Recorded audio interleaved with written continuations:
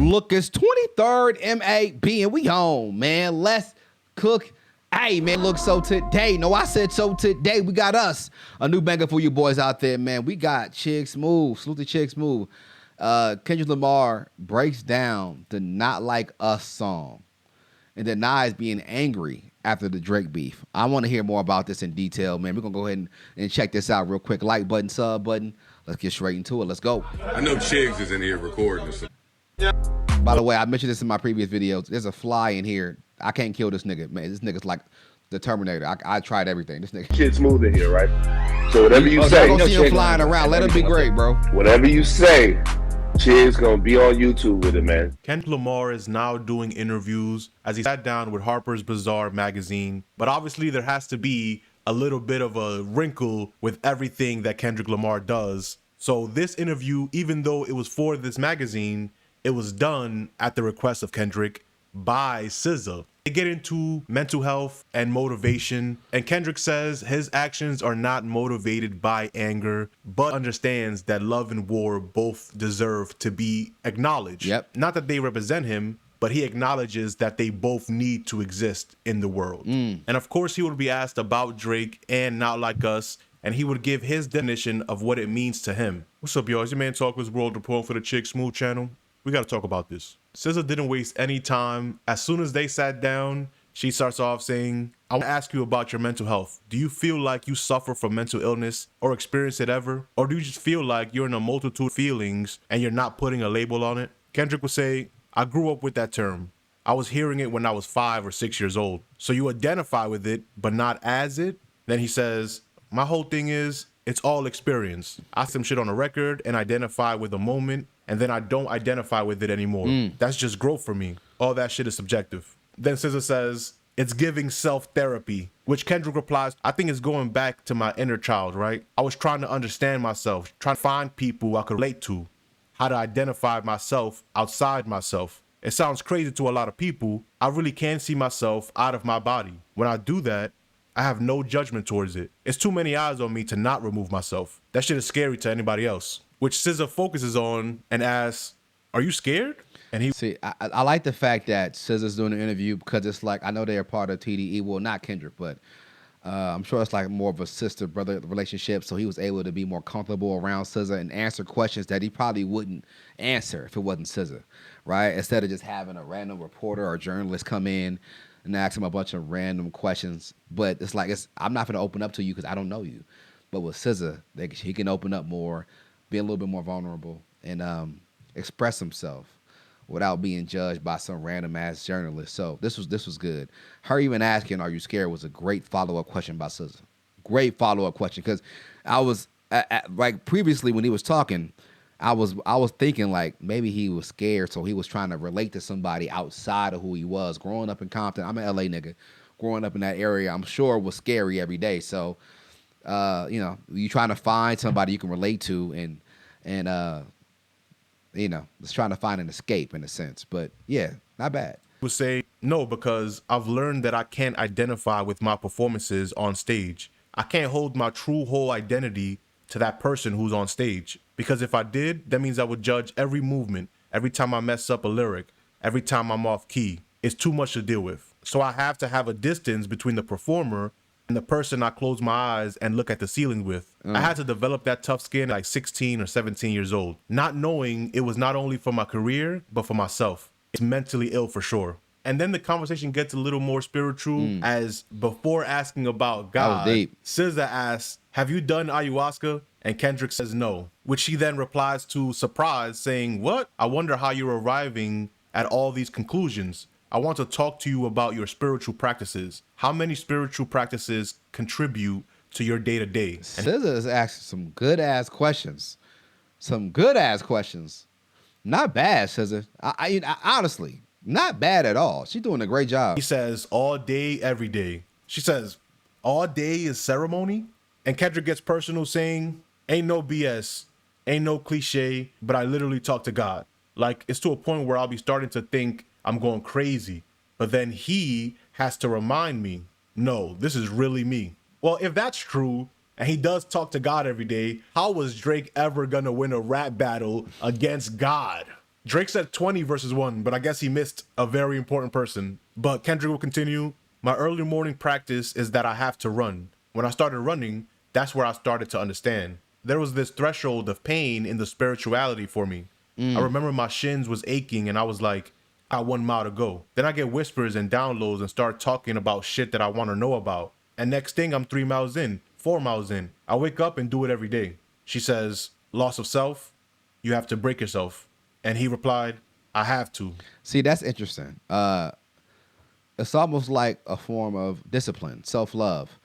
You want to go out there and push yourself, but you start giving it up to God and letting God take control of your life in a sense and direct you, and you start going further than you ever thought you can go. So I respect that. I see where he's going with that, and it's all about how strong your faith is with God or whoever you believe in. Whoever you believe in, Buddha, Allah, respect to all religions and in whatever you believe in, respectfully. So that's good. That's dope, man. I like seeing this side of Kendrick though. I like seeing this. And then SZA will try to dig deeper into his internal creative and spiritual practices. As she says, I'm grateful for the God T. Sidebar, what do you feel like your top 3 contributing factors to self-transformation in the last few years have been? Damn. He says, the power of honesty and being honest with myself, perspective about the person sitting across from me, and learning that vulnerability is not a weakness. Yep. That last one probably been one I'm still developing. To that, SZA will ask which one was the most difficult, and Kendrick will talk about his childhood and how there is no growth without vulnerability. He says the last one was most difficult. She says, why? And he replies, we talk about our childhood. I hate going back to that. It's traumatizing. My pops, he was tough. He was militant. As far as every day, you are expected to go to work, take care of your family, get back up to do it all over again.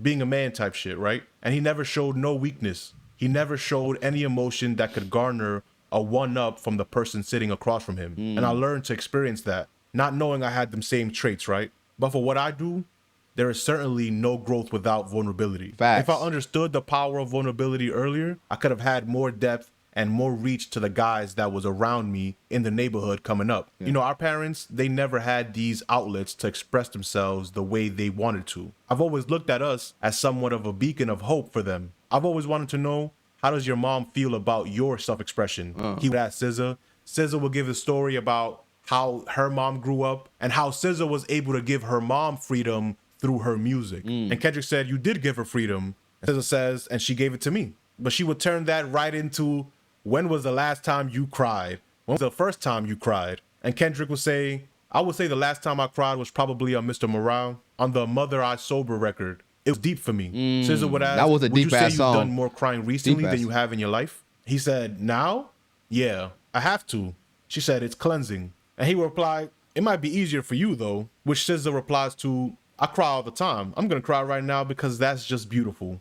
Wait, you didn't tell me. What was the first time that you allowed it to happen? Which then Kendrick says, the first time I allowed it to happen is documented, actually on stage. In 2011 when Dre and Snoop and the whole West Coast was out. And they was like, this is the torch that we were handing off. Dre passed me the torch and a burst of energy just came out and I had to let it flow. My tears is all on the internet. And now I look back and I love that moment. I love that happened because it showed me in real time expressing myself and seeing all the work that I put forth actually come to life in that moment. And for those of you who don't remember, here is that moment. That was a great moment in West Coast hip hop, or just hip hop in general. But I remember it being all online, them passing the torch to Kendrick, and he deserved it at the time. Well, still does. And clearly they passed it to the right one because he's been holding us down ever since. The nigga been going crazy. Torch, nigga, you better run with it. You better run with it, nigga, because it's yours.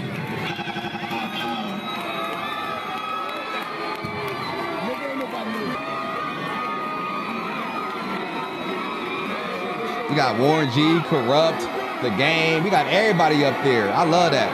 J-Rock.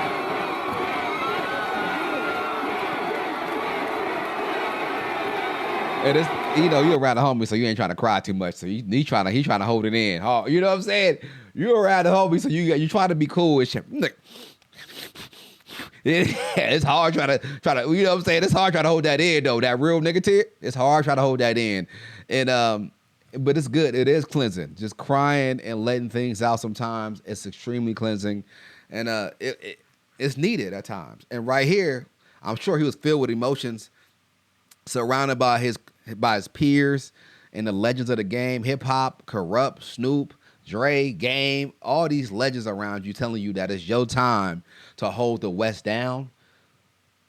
Like what? Like, bro, that's incredible. It's like getting the Olympic gold medal. It really is. That's impressive. This is crazy. It's an iconic moment. Then after a couple more questions, she would get right into the real question that we all want to know. Can I ask you a hyper masculine question? You can also tell me to shut the F up. What does not like us mean to you? He would laugh and say, not like us? Not like us is the energy of who I am, the type of man I represent. Now, if you identify with the man that I represent, SZA would cut him off saying, break that man down for me. And Kendrick was saying, this man has morals, he has values, he believes in something, he stands on something. He's not pandering. Ooh. He's a man who can recognize his mistakes and not be afraid to share the mistakes, and can dig deep down into the fear-based ideologies or experiences to be able to express them without feeling like he's less of a man. If I'm thinking of not like us, I'm thinking of me and whoever identifies with that. SZA says, now, can I say something else in that realm? Or you want me to get away from that? Can I ask you something else? And hilariously, he asks, is it mean? She says, no, it's more like, I thought it was really interesting that there was any consensus at all that you might be an angry individual. For me, I don't find that any energy that comes from you comes from an angry place. And actually, the last hour and change pretty much solidifies that it's almost from a monk-like place. So when you feel the surge of energy in records like that, where is the root? Is it anger? And he would say, I don't believe I'm an angry person, but I do believe in love and war. And I believe they both need to exist. And my awareness of that allows me to react to things, but not identify with them as who I am. Just allowing them to exist and allowing them to flow through me. That's what I believe. And SZA says, I'm gonna quit while I'm ahead before I say something crazy. Do you think SZA did a great job when she's SZA done did doing good. music? Is being an interviewer or having a podcast something that you would want to see in her future? Let me know in the comment section. But her doing well here does not mean she would not have any backlash, as someone would say. So let me get this straight. SZA, who was on For All the Dogs twice, 2 times, and known Drake for 10 years personally, interviewing Dot, her former label mate, about the PDF trafficking song. And she just didn't know his sick-ass behavior the entire time? Do you agree with this? What do you think about the situation? Man, niggas looking too deep into. I ain't got time for that. Look, I want to say that I think SZA did a great job, respectfully. But it was good getting the behind the scenes and then really pick Kendrick's brain because he don't do too many interviews. I love watching and listening to interviews because you learn so much. Like some of my favorite interviews is from Young Dolph, Breakfast Club, Nipsey Hussle. Like you learn so much from these interviews if you just pay attention. Like a lot of these rappers, entertainers are extremely smart. You got to understand something. In order for them to make it into like 50 Cent, like listen to a 50 Cent interview. He dropped so many gems. It's insane. He's extremely intelligent. The way he's so business savvy too. Like he never stops. You can tell he's a machine, right? Like he got out of music and still is able to roll the ball, great decision making, vitamin water, TV series. He never stops. And you got to learn from that, man. I love to learn from interviews. In this interview, I learned a lot about Kendrick. And he did a great job, man. And SZA did a great job as well. So not bad at all. Tell me what y'all think about it down below. Like button, sub button. I'm gonna see you boys real soon. Kingston, Majesty. All right.